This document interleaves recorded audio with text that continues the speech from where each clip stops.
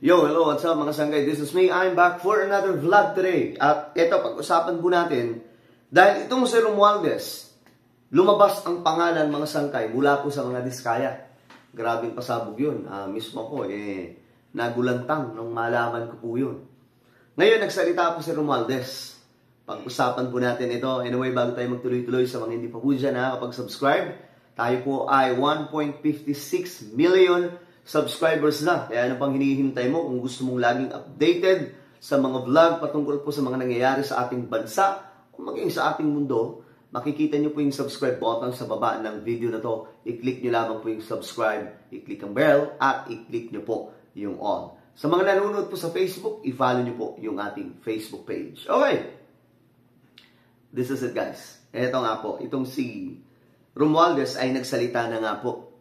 Ayon sa balita, iginiit ni Speaker Ferdinand Martin Romualdez ang kahalagahan na ibatay ang investigasyon ng Senate Blue Ribbon Committee sa katotohanan at hindi sa mga aligasyon na walang basehan. Aligasyon na walang basehan. Well, unang ano pa lang yun, unang round, no? At wala pa doon mga sangkay yung bukay-kayan ng ebidensya. Mayroong lalabas po dyan mga sangkay na mga ebidensya. Pero, yun nga, kailangan patunayan yun ng mga Diskaya kasi gusto nila maging isang state witness, di ba? Parang ang tingin siguro nila, yun yung magiging gateway nila para makalusot, no? Pero, malabo po yan mga sangkay, yung tipong makakalusot sila ng ganun-ganun na lamang. May pananagutan sila dito. Okay?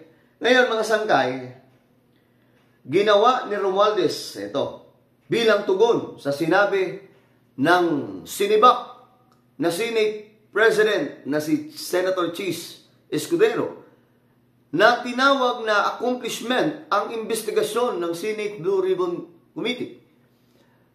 Senator Chis Escudero may consider the Blue Ribbon hearings as part of his legacy.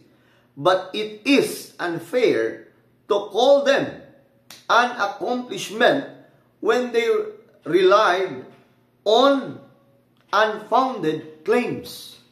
So, ang inaano dito mga sangkay, wala naman daw pong ebidensya. Hindi po talaga totoo kasi wala naman talagang hawak na evidence na nagpapatunay sa kanilang claim. Actually, maraming pinangalanan doon, hindi lamang si Romualdez. Nag-react nga po yung iba eh. Kakasuhan daw nila mga sangkay ang mga Diskaya. Well, ito yung tanong dyan. Since bago na ang liderato ng Senate, ng Senado, si Tito Soto at saka si Lacson na po ang may hawak. The question is, ilalagdag din ba nila Senator Lacson si Romualdez? Well, ako mga sangkay, sa pagkakakilala po natin kay Senator Lacson na siyang mamumuno ngayon sa Senate Blue Ribbon Committee, walang sasantuhin niya. Kahit ikaw pa ay makapangyarihang speaker, kahit ikaw pa ay makapangyarihang vice-presidente, o kahit presidente pa, kapag may pananagutan ka sa batas, yayariin ka dyan. Hindi ka talaga makakaligtas niyan. So, ngayon, yun ang kumbaga, umiikot na tanong na posibleng mangyari na itong si Romualdez ay tuluyan din pong ilaglag. Just in case, mapapatunayan nila Lacson na mayroong katotohanan ang mga pasabog ng mga Diskaya. Mayayari si Romualdez dyan, mga sangkay. Sabi dito, malinaw na ang mga pagdinig na ito, sabi ni Romualdez, ay ginamit hindi para sa katotohanan, kundi para sa paninira. And worse, the accusations came from contractors themselves, those already under investigation and admitting responsibility for ghost projects, sabi po ni Romualdez. Kayo mga sangkay, kanino kayo maniniwala? Sa pasabog ng mga Diskaya o pasabog ni Romualdez? Medyo ano to mga sangkay, medyo malalim po talaga kung iisipin itong pagkakadawit ni Romualdez. No, kung isa lamang po itong walang katotohanan, mayayari po dito ang mga Diskaya. Pero, once na totoo, magiging katapusan ito ni Romualdez bilang speaker. At naaalala nyo yung sinabi ni PBBM sa podcast. Napanood nyo na ba yun? Naku, panoorin nyo. Nakakano yun. Madadala kayo, maiiyak kayo mga sangkay. Kasi grabe yung frustration doon ni PBBM. Yung puso niya habang nagsasalita dahil nga po dito sa mga nangyayaring kalakaran nitong korupsyon sa Pilipinas na ang lala.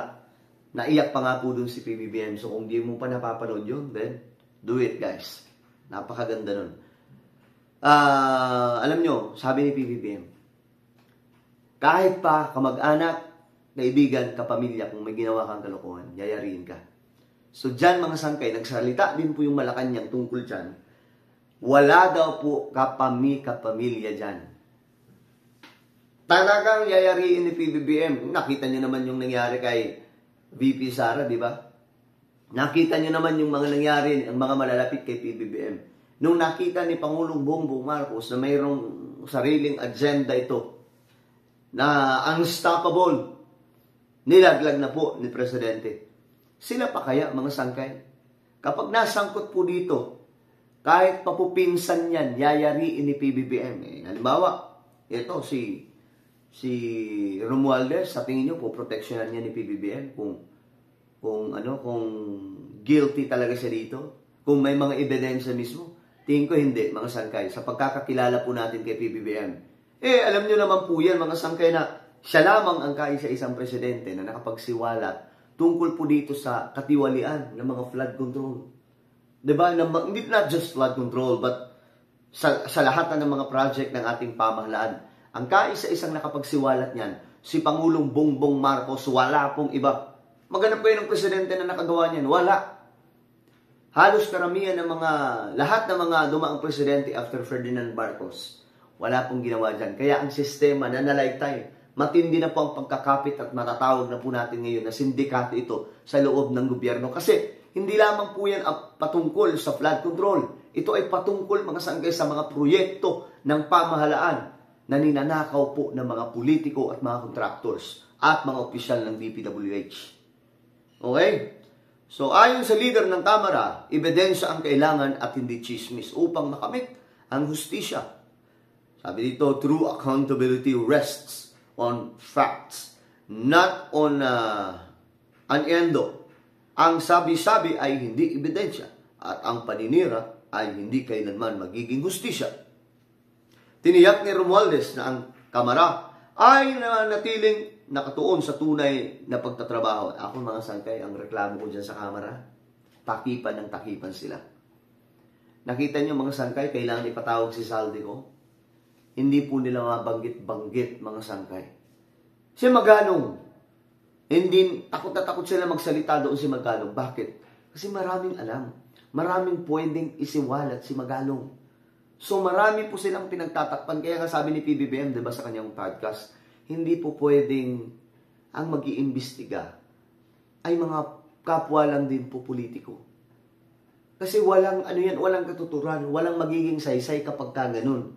Kailangan dito ng yung independent body, kasi doon talaga lalabas ang totoo ng walang halong pananakit, butas. Diba? Well, ano ang inyong opinion? Tingin nyo ba, ngayon na si Lacson na po ang namumuno, mga sangkay, sa Senate Blue Ribbon Committee, ilalaglag na ba? Ilalaglag din ba ni Lacson, just in case na may ebidensya talaga, si Romualdez, laban kay Romualdez? Comment down below, mga sangkay. Huwag niyo po kalimutan na i-subscribe yung ating YouTube channel. Ingat pong lahat.